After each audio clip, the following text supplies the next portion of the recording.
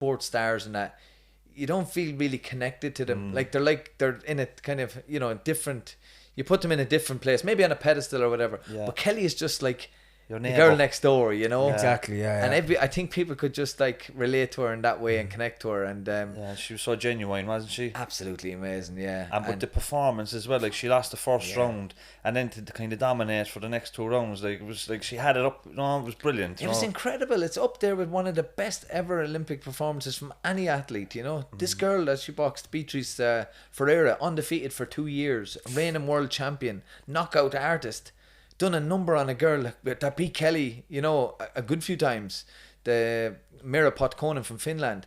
So you can imagine going into this fight, but very daunting, and then to go in there and deliver like that. It was class. It was pure class. Because sometimes, we're known as a small nation with a big heart, but technically we just don't live up to the expectations with these people. We've big heart and we'll fight all day, but technically we're not sound enough. But Kelly was exceptional on that day. Left, right, southpaw, orthodox, what way you wanted it. Absolutely incredible.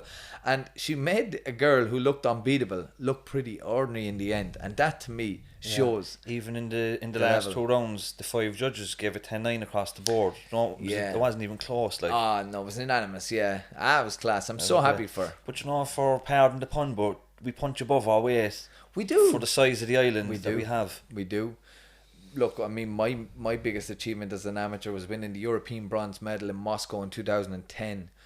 And that was like a monkey off my back, kind of, because you always remember the world's Europeans and Olympics are the 3 majors, And if you get a medal at any of them, like you're in the history books, kind of, And I was one of 5 medal winners for Team Ireland. We sent 9 boxers. We won a gold, a silver and 3 bronze. And we finished second in the medals table to Russia in a European Championships. 50-something countries. Like we won the RT Sports Team of the Year that year, beating... do you remember Tipperary stopped Kilkenny doing the... Was it 4 or 5? Yeah. Tipperary were even nominated too. We beat them for the Team of the Year. Because, think of it, little old Ireland was ahead of...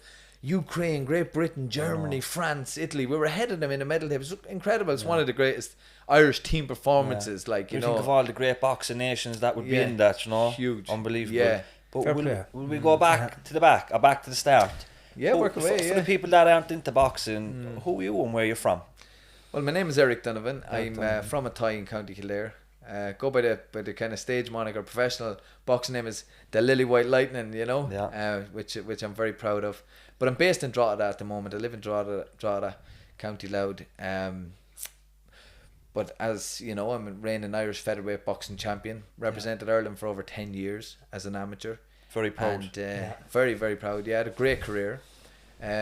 Achieved an awful lot, but probably could have achieved a lot more.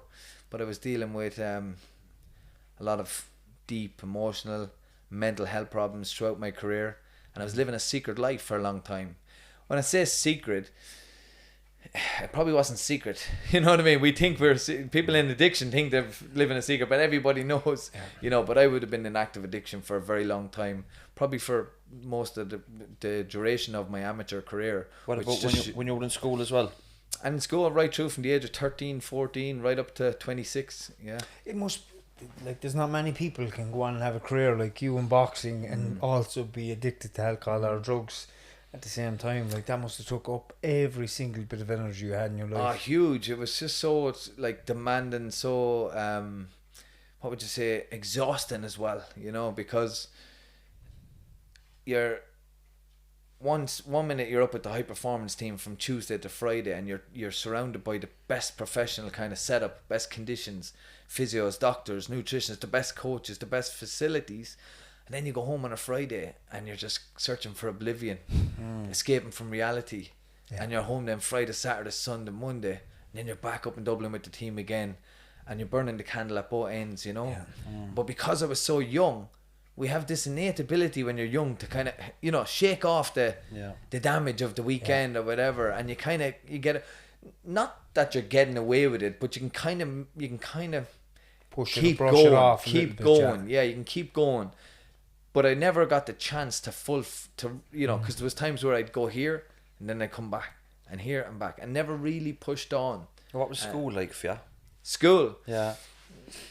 Well, to be honest, school was very, for me, I had a really poor education. Poor in the sense that, like, I never felt adequate or never felt capable while I was in school.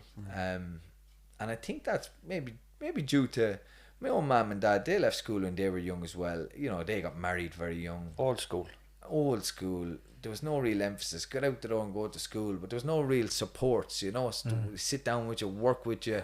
You know, for some families, like, you know, even back then, the reality, isn't it? Yeah, even back then, the main job or the main focus might be to get from one end of the week to the next, or one end of the day to the next. You know, not to sit down and go through books and, you know, lectures and stuff like that. So, you know, I turned up, you know, and but never really excelled. You know, Was the sports more your thing? Yeah, sports most of my thing now. Even like I would have felt anxious in school a lot, you know, like today I'm going to be exposed today or whatever, and I kind of navigated around that, always trying to avoid being caught in the headlights, you know, trying to get away with being in the spotlight, you know. Kind of felt like I kind of felt like it was like it did the opposite of what it was supposed to do. Instead of feeling educated and developed, I felt inadequate and I regressed. You know, and then when I discovered that you could sit up on top of a tree in a park and be at peace with yourself, as opposed to sitting down behind the desk feeling inadequate, that, you know, the route I took, you know. So you know, if you were to describe Eric Donovan as a child, what kind of a disposition would you say, or what kind of personality? Were you introverted, quiet, shy, or were you kind of like a boy's boy, just wanting to be involved in sport? I'd say I was a very gullible, influential young kid. Very, what would you say? Very influenced by other people. Always trying to fit in, you know, with the rest of the Easily led. gang. Yeah, oh, completely. You know, you told me to jump, I'd say how high, you know. Always young, mischievous as well, rebellious young kid. My mum and dad separated when I was only a baby as well, so like that must have been tough. When I say that, like I didn't have my dad growing up. Like I was only like 6 months old or something when they separated. But I'd say for my mum, who was probably 25 at that time with 4 young kids, probably all under the age of 10, must have been very difficult. But I didn't know as a young kid, you know. And then a couple of years after, I had a stepdad come in, and then I have 2 younger sisters. So we're 6, you know, and then stepdad, my mum and my stepdad, they're still together and all. But I can imagine it must have been very difficult, because I'm a father now, you know, and I have 2 boys, and I know how difficult it is to be a dad, you know what I mean? So I can imagine the mid-1980s, around that, you know, 25 years of age, you're married, you know, mum and dad were married, and next they're separated, and that must have been very tough, you know. Yeah, 'cause you can put yourself in your kids' shoes now, and if you left their house now, it must be very difficult, and I can relate as well. You see, it's only when you start having kids and you start going through life yourself and challenges that you can actually think back to what it was like for before, and you can understand, and you have more compassion for the people that was in your life, you know. And I've heard many of your stories and with your guests and everything. Instead of, like, you know, feeling like angry or hurt towards other people, you're more compassionate about the difficulty that they had growing up, and what they've provided you with and stuff like that, you know, and the chances that they gave you, you know what I mean? Like, I'm very lucky. That's what recovery gives you as well, Eric. It gives you that awareness around how it might have been for maybe your mother or father, and how they may have struggled as well, you know. But when somebody goes into recovery and they start getting help for whatever difficulties they may have, they start to grow, and the compassion then starts to come when they start looking back at their own parents' situations when they were young, and that's a great thing to have, is to be able to have some empathy. Yeah, it is. Empathy is probably the number one, you know. And like, even growing up, we didn't have a lot. Like, we didn't have anything at all, like, you know. But we had the love for each other, you know what I mean? There was a great love and a great bond for each other, you know. And there was a great closeness. And I often find today that a lot of my qualities that I have come from my mother, you know.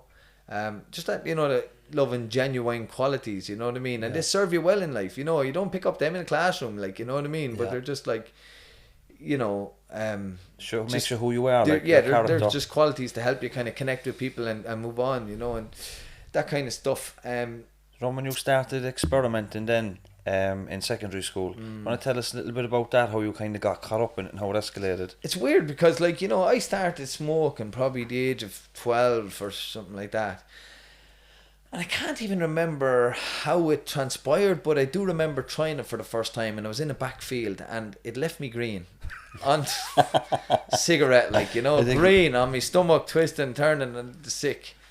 But undeterred, you know, kept going back for more, you know, real glutton for punishment, like, you know. And I remember taking my first drink of wine as well, and that left me sick. Wine was my first, you know, first taste of alcohol. Wine, talk about top shelf, like, you know. And the rest of us were drinking cider.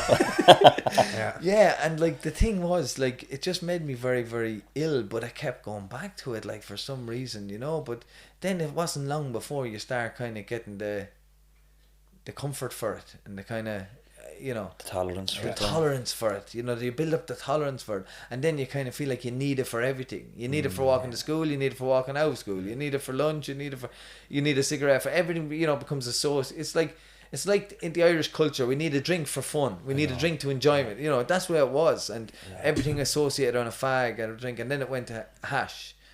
And then it kind of progressed, like, from that, you know what I mean? But was it causing conflict for you at home? Or were you able to hide it? I don't know, sure, like, it was, like, sure, my older brothers as well, like, they would have dabbled in it as well, like, you know what I mean? And my mum would have had her work cut out, like, you know, and sure, I often think back, like, you know, she really would, like, we would have taken her toll on her, like, you know what I mean? She just couldn't handle us, like, you know, young lads, you know what I mean? Here, there, everywhere, gone, just see, you know, we're talking earlier about being secrets and everything, like, sure, I used to be locked in my room, I'd climb out to the bathroom window and down the pipe, you know, just, like Fireman Sam, you know what I mean? 13, 4, you know, get in, you're not going out, bam, okay, out to the window, down the pipe, you'd be gone just lethal, you can never hold me down, do you know what I mean? And, just so much energy. But boxing is where I, you know, like, boxing was where I was able to generate that energy into somewhere constructive. Can you remember the first time you went into a boxing gym? Oh yeah. Do you want to tell Never us a forget about, it, like, do you want to tell us a little bit about that? To be honest, I was only talking about this today in a school, right? I wanted to go down to the boxing club. It was in an old nuns' hall outside the estate that I grew up in, and my two older brothers were in it. I wanted to go down with them, you know, and my mother was like, "No, you're not going down. It's too rough, and you're too young." And I was only 7, you know. But again, you know, I do, you know, go against the grain. Ran down anyway. Walked into the door, and I never forget it. Just the noise. I was struck by the noise, the smell, the atmosphere, the ropes. You know what I mean? And the bags, pop, pop, pop, and I was just like, wow, this is cool, like, this is cool, you know, boys sweating, and, you know, just, there's a real kind of I don't know, the testosterone started to come out, you know, a 7-year-old kid. What age are we talking here? No. 7. Are we talking like Michael Cruz time? Oh right, yeah. So I was 92. Yeah, it's around that, because we're same yeah. age, like, so I'm thinking Michael Cruz around that time. Yeah. That's right, yeah. And I remember him being on the pictures all around the garages and all, jumping up, like, you know, I think it was the S or the Max or did some sort of a sponsorship thing with him, and he was around all them. But yeah, so 7, and, you know, I remember actually, like, I started swinging out of bags before I was punching him, like, literally jumping up, wrapped around him. And the Dom is my coach, and I like, Dom is an incredible man, like, you know, he's the president of the Irish Amateur Boxing Association today, and he would be dealing with most of the biggest decisions in Irish boxing at central council level. Yeah. But on any given night, you could see him down in the club in a tie, holding up the mitts for a young kid, you know, giving him a chance.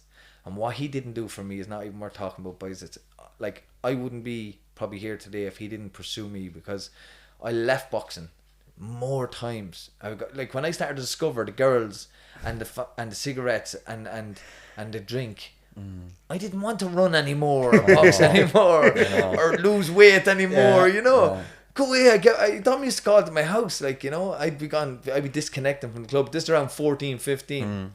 I said, what's going on with you? I haven't seen you for weeks or something. And I said, Dom, I gave enough of my life to boxing. I'm 14 or 15. You know, I've enough now. I've done enough. I've won enough. And I've been multiple Irish champion. This is where I was breaking onto the Irish team and everything. I was being offered captaincy roles and everything, you know, representing Ireland.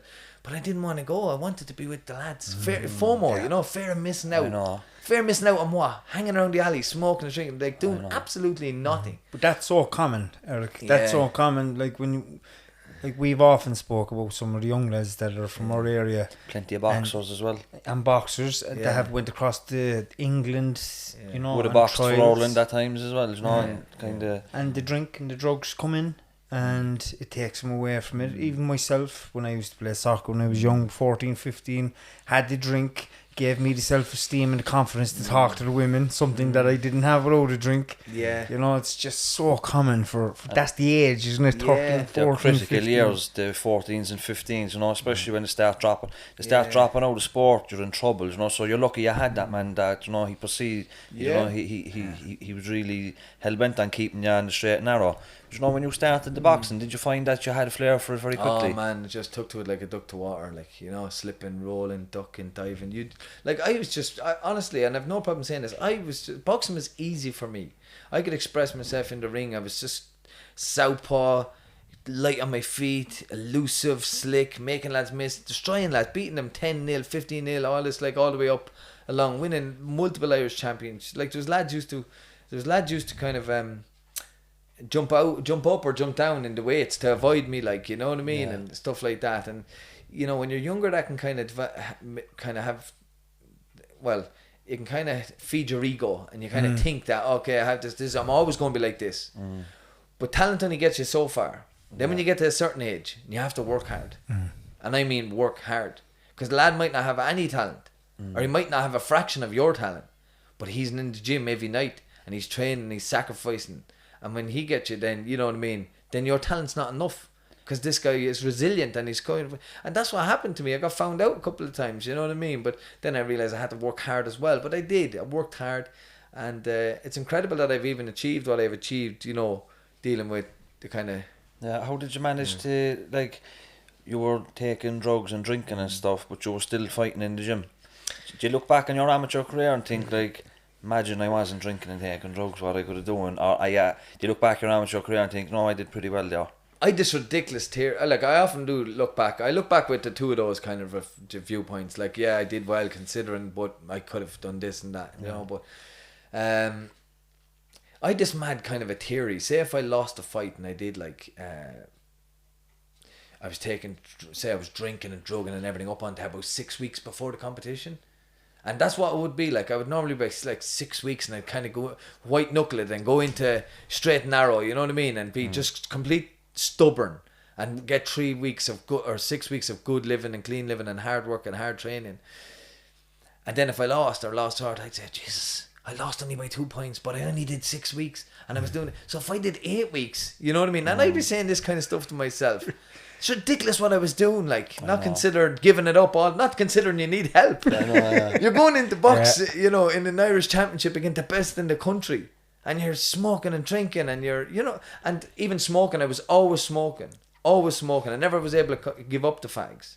And that's one of the greatest things ever now, to be free from cigarettes. Like, just to be, I'm in complete recovery now. Yeah. And I get my kicks out of just life itself. My son, my two sons, my fiance, and life and friends, and you know, doing things, working, and, you know, and that to me there is a miracle. It's a beautiful place to be. That's a miracle, because I'm kind of like, man, I spent a lot of money to try and feel this feeling. Do you know what I mean?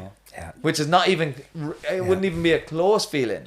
It's an artificial feeling you're getting. Do you know? Do you know what it sounds like? It sounds like, say if you go up Corrantoul, up some beautiful mountain, or go on some beautiful walk, and you get to the top of the mountain and you can't appreciate it because you're caught up in your head because you're addicted or whatever. But when you go into recovery, all that stuff changes. You can actually appreciate life and beauty and walks and nature for actually what it is. So they're the things that the recovery process does give people afterwards.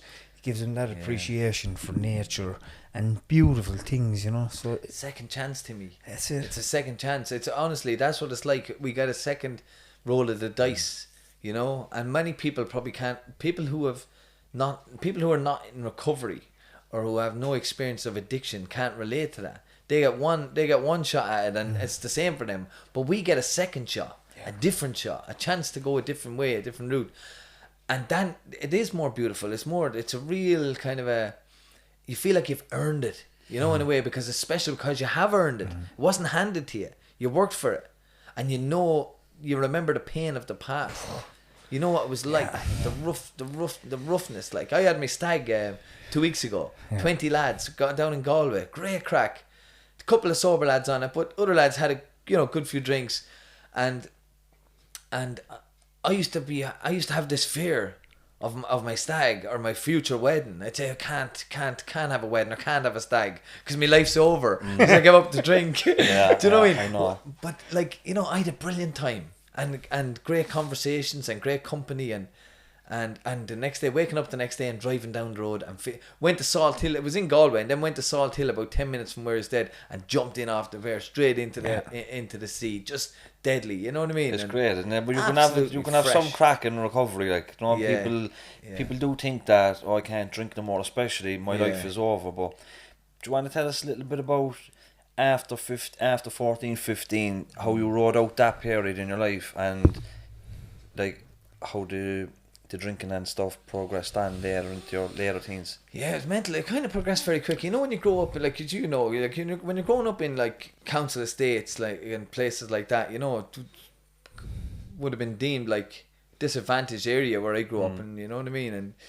And I remember one of the older boys. Well, he wasn't too much older. He was 15. And I was 14, and a good few of us were kind of around that age bracket, 14, 15, 16. We're all drinking, we're all smoking weed. And that's the thing, why I never felt it was outrageous what I was doing. Growing up, everyone was doing it. Yeah, why not? So, you know, you kind of feel like, this is my community. I don't know what's going on in other communities, but this is mine. And this is what they're all doing, so it must be fine, you know? Yeah. But we knew ecstasy was on the go, you know, but it was the 17 and 18-year-olds that were doing it, you know what I mean? And the older ones that were doing it, like, and we aspired to be like them one day, you know? But when one of the boys, one of my mates, close mates, 15, took one, and we all heard about it, and he was telling us all the next day, and like, he's standing in the state, right? He's not dead. And we're all, no, he's not dead. Yeah.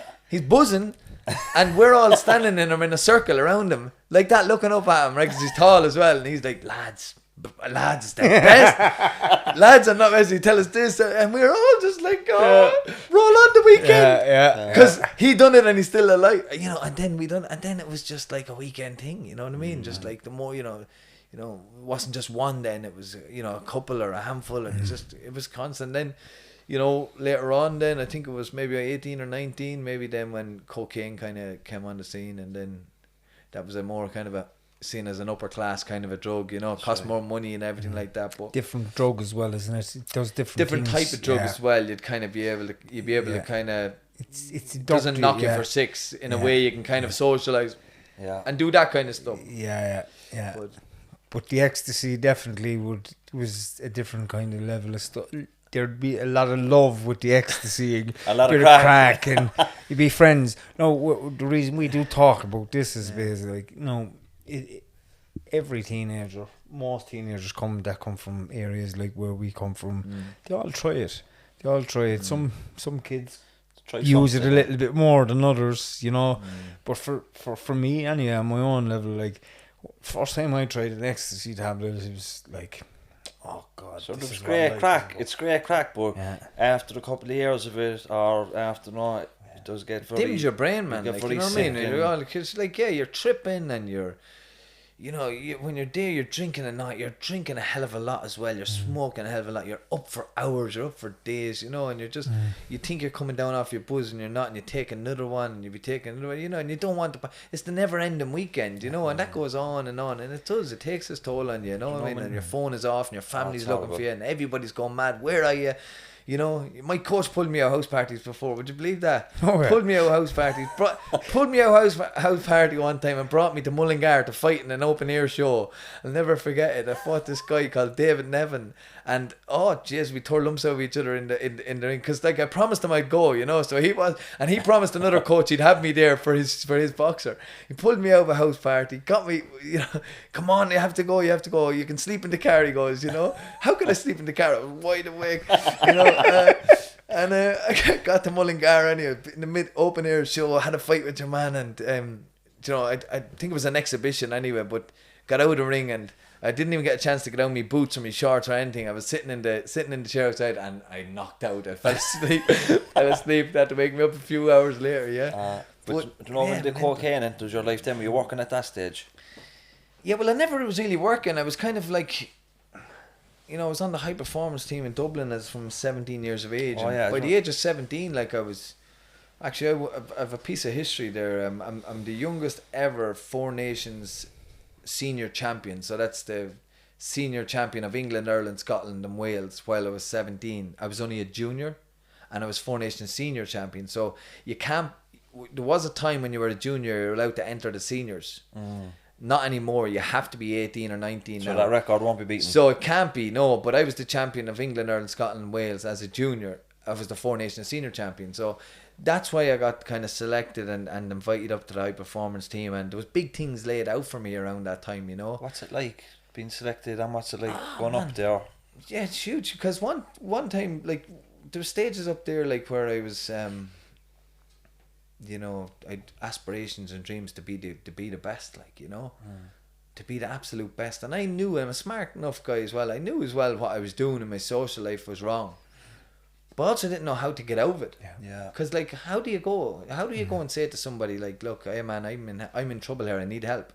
Like, that's a weakness, you know. We all tried to cover it. Yeah, I'm grand. Everything's good, you know. And I remember the likes of like Gary Keegan and Billy Walsh and the head coaches and my own coach Tom O'Rourke and all that would have a lot of times kind of, you know, came face to face with me, you know, and are you all right, like, and stuff. Yeah, grand, no worries, you know, I'm all good.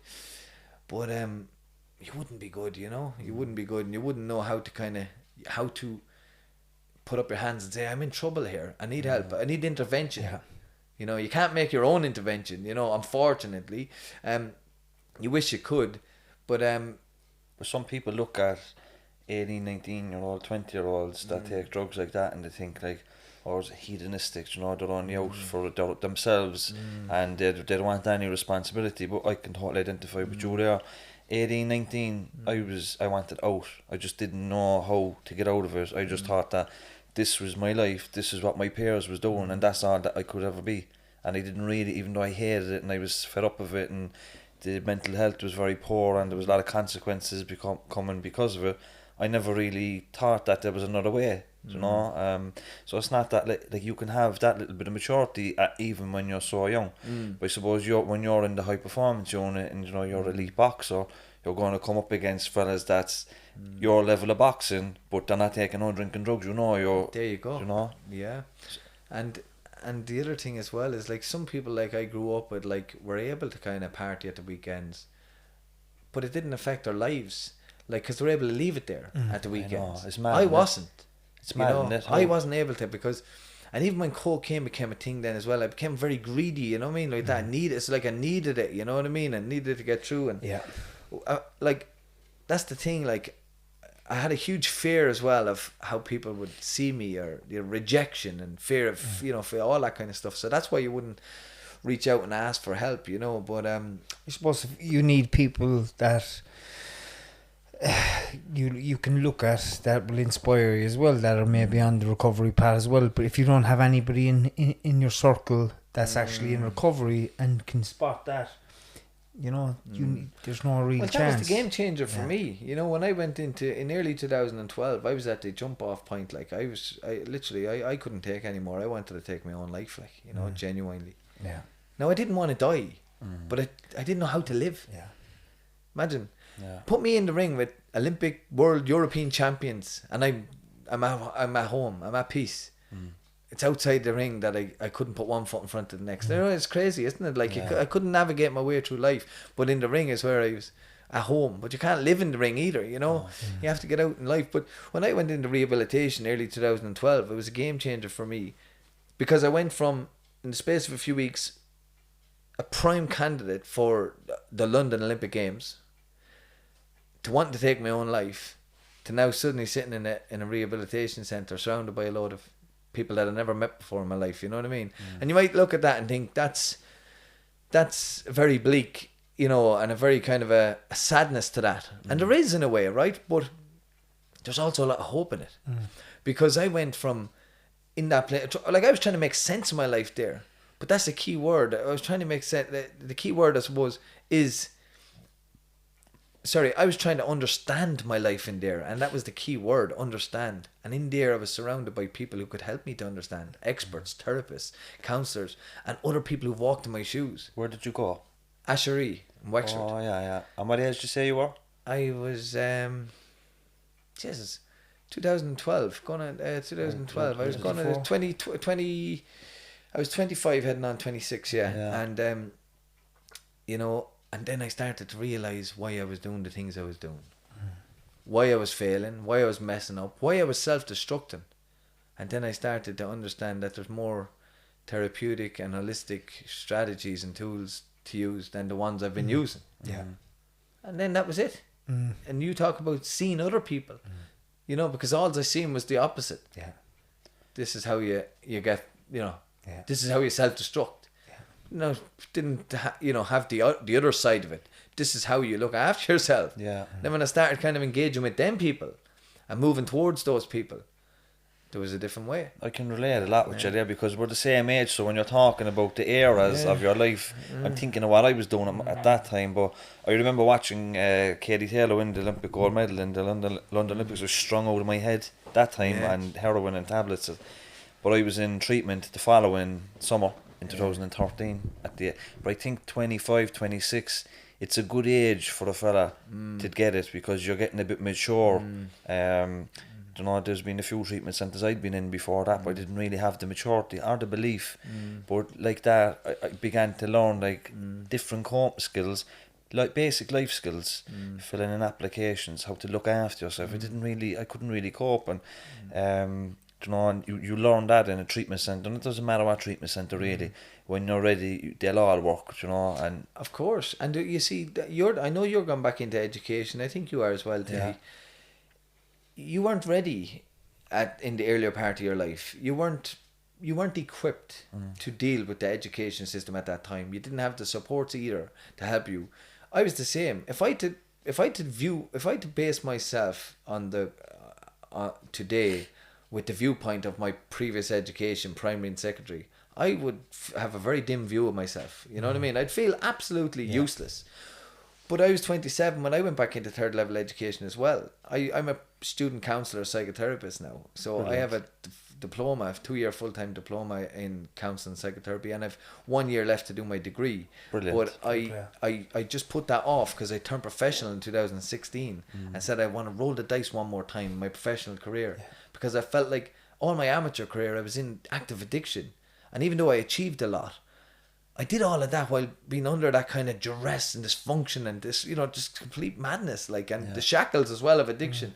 And then, you know, suddenly I have them off. I'm free and I have this new mindset. I'm still young. I have a lot of experience. I'm healthy. And I have a foundation of an education to fall back on. That's when I decided, like, I came to the conclusion I can always go back and do my degree. Exactly. But I can't always go back and box. Yeah. And I turned pro in 2016. And at the moment, like, I'm 14-1. Yeah. And I'm closing in on a European title shot. So how long were you out of boxing?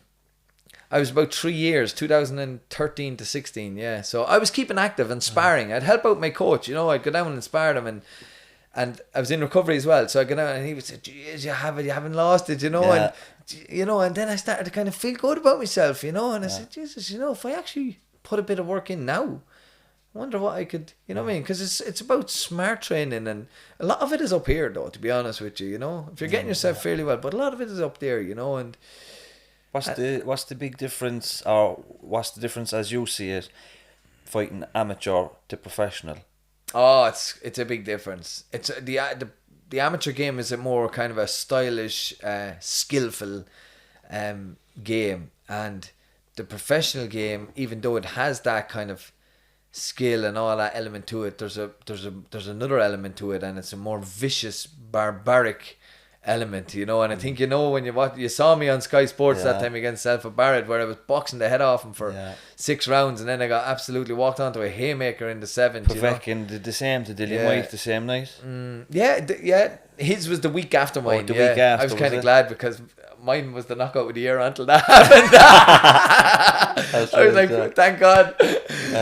No, but like, Jesus, yeah, he gave Dylan White some uppercut, wasn't it? That's that right. thing? Yeah, but like, Eddie Hearn's backyard. Eddie Hearn's backyard, yeah, and you know. Fuck. But even taking that, right, I was offered the fight against Alpha Bard, a step up weight, come in and fight him after 3 years in retirement, and you know, go in against this hot shot, you know. I took that fight, trained hard for it, gave a good account of myself, came up short ultimately, but walked away as a winner. Now, when I say that, like, people say, like, I'm not saying that in a kind of like a winner in the sense of like I won the match. No, a winner in the sense that I felt very good about myself. I felt very proud. And because before, when I was in my amateur days and I was in addiction, the outcome of a boxing match would determine my whole health and well-being. You know what I mean? Like, literally, it became my whole identity, boxing, at a stage. And it was just it was giving me the last bit of integrity that I had. And it was terrible because I'm more than a boxer, you know? But I walked away from that fight knowing that, you know, I just had this really good feeling about myself and everything's going to be all right, you know? I got in there on the big stage, dished it out, got knocked out, got up, carried on, but you know, eventually he finished me, but I got out of ropes that night not feeling like a loser. Does that make sense? Well, when you think about where you've come from, you know, the headspace you're in, you know, to be in treatment back at square one with it all to do, to work, put in the hours and the work and to get yourself into that position to be fighting, you know, somebody on that stage is unbelievable. Couple of years. The addicted ego was gone out of you as well. Yeah. And you have more acceptance and surrender around your life and how things are, and to be able to know that you didn't done everything you could and a fight like that. I was able to cry naturally. Yeah. I cried because I was hurt because I put a lot into it, and I was sad because I lost. Yeah. But then I picked myself up and moved on. But that's how it should be. Yeah. But where before, when I lost in the amateur, I remember losing a big fight in the amateurs. I didn't cry, and I went home and I took a lot of cocaine. Do you know what I mean? Like that's it. I know. And that's how I, you know, kind of consoled myself. Crying is a healthy coping skill to have. Oh, it's brilliant. I loved it. Not that I loved it, but I enjoyed that kind of that I was able to do that. You don't need so much to me. I cried. Yeah, you don't need a substance to deal with emotion, you know. No, and pure, raw and honest. It's tough for a man to be like that, like, but it's a good place to be. But it takes a lot of work, it takes a lot of personal development, and to, you know, as Timmy said, around self-acceptance. You know what? I give it my all, and I'm actually content with that. It didn't work out, but I'll be back again. You know. Yeah, and I do. You're far from done. I do genuinely believe I'll be back again. I was so unfortunate back in May. I worked my way into a European title shot. Right. And 10 days before I was due to go out to Italy to fight Mario Alfano for the EU European Super Featherweight title in Lombardy in Italy, live on Italian television and everything. 10 days beforehand, my last sparring session, I fractured my ribs. Oh shit! Yeah. You sparred that rough, like. I was sparring two guys, and they were getting in one the next, and it was a conditioning strategy. You know what I mean? I was doing 10, they were doing 5 each, but I was doing 10 straight, and I just got clipped with a big wild kind of a punch right behind the elbow, done me. Rested it for a few days, gave it every chance, came back. After a couple of days rest, I couldn't even hit the pads. I was in that much pain. Yeah. And Packy said to me, he says, Eric, look, you can't get into a 12-round fight, which could potentially be a dog fight, if you can't even hit the pads. You know what I mean? And we had to postpone it. Like, so look, it's not dead in the water, but I hope to get myself back into that position early next year. Yeah. And that would be the icing on the cake for me, to come back and be European champion after all of that. Like, that's what I hold on to. That's the dream. Who's the last European champion we've had? Well, we've a couple now. We've Tommy McCarthy from Belfast. Well, he's just lost it actually there recently to Chris Billum-Smith. But Tommy McCarthy's European champion. We had Bernard Dunn has obviously won the European title. Carl Frampton has won the European title. We've got some good boxers around at the moment too, don't we? We have, yeah. Jason Quigley has after been announced to fight Bubu Andrade for the world title on November 20th. So I'm very good friends with Jason, you know, and his coach Andy Lee, we'd be very good friends as well. So I'm delighted for them. Yeah. And I'd love to see them come and do it, like, you know. It's a big opportunity for him, like, you know. Bubu Andrade. Yeah, anything can happen, but your man is good. But Jason's good too, you know. Just need to perform, and we know we can perform on the big stage, you know. Who's the elite in your weight class? So I'm kind of between featherweight and super featherweight. So you're looking at Michael Conlon, John O'Carroll, all very good, serious boxers. TJ Doheny, former world title holder. He was in the super bantamweight. What about at world level? Who's the belt holders at the moment? Yeah, so you've got the super featherweights. Then you've got Oscar Valdez. You've got what's your man's name? Leo Santa Cruz. He's the guy that Frampton beat. Remember that? Yeah. You've got Gary Russell Jr. You've got those type of guys, Americans, Latinos, you know, they're the kind of guys that are holding the belts in the weight division.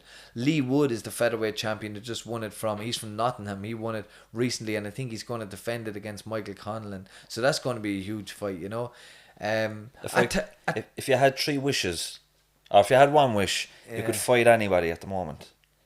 Would you like to select one? And I respect you if you don't want to say any names, because it's not to call somebody out, but if you had a dream fight, like, would you like to fight Michael Conlon on a big fucking Crow Park event, or would you like a shot at a title? I tell you what, some people have said this to me. There's no particular names that I'd like to fight, but I would love to be involved in a classic. Like I sometimes think about the fight against Alpha Barrett. Like, I was doing so well and beating him, and then he knocked me down. And then I got up, and he knocked me down again, and I got up, and I survived to the rest of the round. And then the next round, I was thinking, I'm going to get back in this fight. Yeah. I'm going to get myself back. But I was still concussed, right? You think in your head, you think you're grand, but I was still concussed. And then he caught me again, and the referee said no. I was getting back up to fight, but the referee said no. And look, he's right. You know what I mean? You have to protect the boxer as well. Yeah. But I would have loved to be involved in, like, I would have loved to see out that fight. Do you know what I mean? On my feet. Yeah. And maybe even, like, if I came back and won it, because I was a mile ahead and I didn't realise it at the time, but I probably could have even taken a round off. I was so far ahead. And when I look at the fights of the past, the classic fights, like Bernard Dunn's world title fight was incredible. He got knocked down a few times. He knocked your man down. And then, you know, one stage he looked like he was gone, like he was over, and then he'd get up and then he'd knock your man down and win the title. I love those dramatic fights. So there's nobody I kind of have kind of earmarked or that to kind of it's just fight. More the occasion than the night. But I would really love, my goal is I have 2, win the European title and defend it in Kildare. That's the 2 dreams I have. Nice. And might get Christy Moore to sing you into the ring. And wouldn't that be incredible? The Curra of Kildare, huh? Yeah, it'd be deadly. Yeah. So but no, like, all the boys, like, I think them Irish boys, like, you know, John O'Carroll, Michael Conlon, Jason Quigley, and all them boys, like, they're all doing really well, like, you know, and they're all world title contenders. I'm just happy to get a European at where I am. If I got a European, I'd be hang up the gloves and be content. That's very achievable, for you. Yeah. Oh, definitely. Yeah. We'll take you away from boxing there for a minute. Right. You know, doing that degree that you're doing in psychotherapy and counselling, I'm looking at you here and I'm listening to you and I'm seeing recovery and you were talking about your own story growing up and not nobody really being there that you could talk to about what was going on for you. Can you see yourself maybe going into a role in that within Irish sports for some of our elite athletes, maybe? I do a school speaking circuit. I do I do corporate talks. I do sports teams, and I speak about performance. I speak about, like, health and well-being, and I'm very passionate about the area of health and well-being. You know, and I think it's a big problem at the moment. Like, you know, and I was speaking in a school today at the Christian Brothers College today. I was speaking to a lot of students over there, and I have a couple more talks there now tomorrow, and I always say to the students when I speak to them before I share with them, I always say, lads, I wish I had somebody come in and share with me what I'm going to share with you when I was at school. And I didn't have that luxury, you know. But the amount of people, there hasn't been a talk that I've done that where someone hasn't reached out to me afterwards and said, thank you. You've really helped me there. And that's why I do it. Yeah. There's always somebody suffering in silence, because I would have been that person. Yeah. And I would have used other coping mechanisms to kind of play the kind of big man that I'm grand, you know, and, you know, sure, I'm grand, not a bother on me, you know. But, like, deep down, you know, really, I was struggling, you know. I think it's great with someone with your profile in boxing. Yeah. And, you know, to be able to come out and talk about the mental health and the addiction side of it, and now be going on to be a psychotherapist and going down that route. Like, there's a lot of people going to benefit from I think from so. your story Yeah. and your knowledge in psychotherapy and counselling, you know. So Yeah. I just want to commend you on that. Thanks, no, Eric. thanks to me, and I honestly, like, I'm a great admirer of your work and your work, James, and I think the guest that you have on here is brilliant. Yeah. Like, and these are the real impactful human interaction kind of conversations and stories that we need to have. And I just think I'm gone complete 360 now, because I wouldn't tell anyone the truth in my life. You know, I was kind of like a bit of a liar and a bit of a, you know. Couldn't what someone said to me, couldn't lie straight in the bed, you know what I mean? but now I'm gone the complete opposite, you know, and I love that human and just that the real human connection with people, you know, honestly, real talk, like, you know what I mean, and without kind of screaming it from the rooftops, but like it's really lovely to sit down and just have a cup of tea or a cup of coffee and have a good honest chat with somebody, and I've had so many of them, and even if I'm helping somebody, I'm helping myself. I come away as well with just as much out of it as sitting with somebody who's awful. You know what I mean? I always say like that through the lockdown when we started this, like, this is weekly therapy for me. I don't know about Timmy, but every week I get out of my house, I get to meet interesting people, talk about recovery most of the time, and it's an outlet for me. You know, and it's a huge support I use. Do you know what I mean? And I love speaking with people like yourself. Do you know, because it's, you know, my wife is in recovery. I work in addiction services. The podcast is themed around recovery. My life is built in a way, structured in a way where it's very easy for me to maintain my recovery. You know. Yeah. And but there's people like before I was in recovery, before you were in recovery. You're at home and you're thinking, how am I going to get out of it? Is this what's all there for me? But when we share our stories, like, we're going to get emails now about you, you know. Love listening to Eric. Where's Ash I read? You know, what did he do afterwards? You know, and we're inspiring people, and you're inspiring people, and we share our stories, not for pats on the back, but because the people are going to be at home. Some people are going to be at home struggling, and they're going to identify with you, and then they're going to contact us or somebody and get the ball rolling, because it all starts with a spark, not planting the seed. It does. Like, life is tough. Anyways, in general, life is tough. It's a tough old slog, like, you know what I mean? Like, and when you haven't got the kind of resources or the kind of supports around you and all, that can be extremely tough. And then you wonder why drugs is so big, why drugs is such a profit, why is such a problem in society. You know what I mean? Because there's so many candidates for it. People are broken. People are really, really struggling. Here you go. You can have a bag of Coke the size of, you know, a bag of crisps at your door if you want, and it's with a text message, like a Deliveroo. You know what I mean? Knock your door. But then if you want a mental health service, join the queue. I know. You know, and if you've no private care, private healthcare, forget about it. Join the queue. You know, and that's the problem. I know. You know. And that queue, then you could easily die in that queue, like, while you're waiting by your own hand or whatever else. You know, and that's the sad point of it, and people are really just shouting out, and they're really, really struggling, and there should be more of an emphasis around that from our government, don't you think? There should, of course, you know, there should. There I should genuinely believe that there has to be a lot more of like I could talk about this stuff. I get all passionate. I do get really annoyed about this stuff. Like, say even the prison system. It's just it's a one tier system for everybody.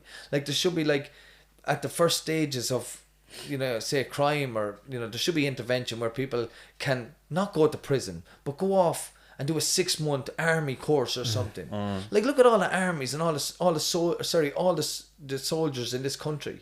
I know a lot of them would love to actually be working with people, helping them to make a change. You know, like this Health Week or this Hell Week thing that's on TV. These are Rangers. Now, I know that's more extreme, but down at the lower level, the corporals and the privates and stuff like that, like, if they were even, like, educated enough to kind of take someone on a 6-month course of, you know, just like discipline, life skills, you know, values, you know, value system, help them to build making their own beds, this kind of stuff. Because some of these guys haven't had the greatest starts in life, right? But where they're going into prison. They're going straight into prison and just threw into a room. And threw in. It's just storing them for a short period of time until they get back out. That's $100,000 a year. I know. From one prison, you know. That's unbelievable. And I just think there's so many other, like, and anyway, that's why I travel around to schools and I talk, because when people think of me as a boxer, they think boxing, champion, tough, brave, you know, synonymous with being macho, and,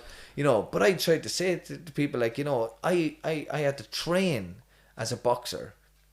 And no matter what you train at, you can be good at, because that's a skill level, you know. But behind the boxing gloves, behind the headguard, behind your, say, a musician, behind the guitar, behind the football boots, behind whatever it is, you're a human being. Yeah.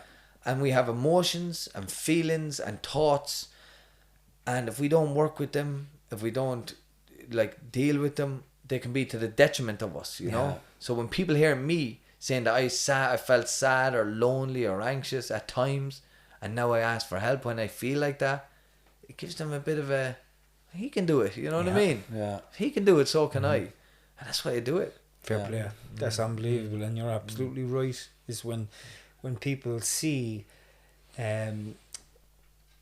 big profile people within our communities, or even in our communities, guys that would have had a reputation for being extremely violent and drug dealing and stuff, and then to actually stop, you know, and they say, listen, I'm struggling with my mental health, I have a drug problem or whatever else. It just kind of, as you said earlier, turns on the 360, and people say, you know what, I actually feel the same, you know, and it's actually okay to speak about it. Yeah. And then people start moving forward, and they look for services, and it works that way then. Yeah. You know, But if people look at the Irish champion, you know, professional boxer, as like, as you said, all these stereotypes, tough image macho, but on any given day we can struggle, and you know, we're a work in progress, we're only human at the end of the day, and we all have life's pressures, but we find coping skills through services that are available, and you're going into the services and you're going to help a lot of people, one person at a time. You'll help them to repair their lives. I would say you're going to fix them, but that's probably not the right thing to say. You facilitate them to help them fix themselves, I think is probably a better way of putting it. But educate them. Yeah, exactly. But best of luck with everything going forward. You're getting married soon. Yeah, get married 3 weeks from today. Brilliant. You know, to Laura, my beautiful fiance. It's Congratulations, our third, Laura. Thank you. Yeah. Congratulations. It's our third attempt. 2 false starts with COVID. Oh, for fuck's sake. Yeah. So third time lucky now, please God. But we were supposed to get married in Spain initially, and then Spain July 2020, and then we postponed it to April 21 in Spain, and then that didn't go ahead either. So we had to give up on Spain altogether with no guarantee. So we're getting married back home, and we have the numbers we're allowed and all that, so we're just delighted now that there's no, you know, and I think 3 days before we get married, as all restrictions are lifted, you know. Oh, brilliant. So it'll be the bank holiday weekend. It's the bank holiday weekend, and it'll be almost kind of like the end of, well, I don't know if COVID's ever going to end, but we'll say it's the end of COVID anyway. It's the end of COVID, lads. Go mental. People are carrying on and they're enjoying their lives again. We were at an event over the weekend, and it Thai was boxing, and there was, everybody was having fun. Everybody was enjoying themselves. There was no masks, you know, and it was great to see it. Isn't it amazing, isn't it? Great, like. And that's what I love. I'm able to laugh now from the heart, and the belly laughs, and before that was artificial, you know, and I paid money for that artificial feelings, you know. But just even the realization of that, for anyone that's listening to this podcast, to just know this, that recovery is possible, and a life without drink and drugs and gambling and whatever ever it is that is weighing you down is possible. A life far greater than the life you're living, you know. Isn't like we're testament to that. And you know, hold on to that hope, people, you know, because without hope you've nothing. Just take that first step, whatever it may be. It might be a doctor that'll push him onto a counsellor. You know, that counsellor might push him into a treatment centre, you know, or pre-treatment or whatever it may be. That was that's how it worked for me. You know, there's so many different ways. So just, as you said there, like, just there's hope. And we are testament that there's hope, like. Exactly. But look, it's a good way to finish. Yeah. Lovely talking, gentleman. Look forward to seeing you fight. Hopefully in person we might get to go to an event and sit ringside. Absolutely. That would be class. The 2 Norries from ringside. Timmy could be the security. But look, it was lovely talking, Sean. Best of luck with everything. Pleasure. The wedding, the boxing, and the degree. Thank you. Thanks lads. very much. Gentlemen. And we see everybody next week. Thanks, everyone.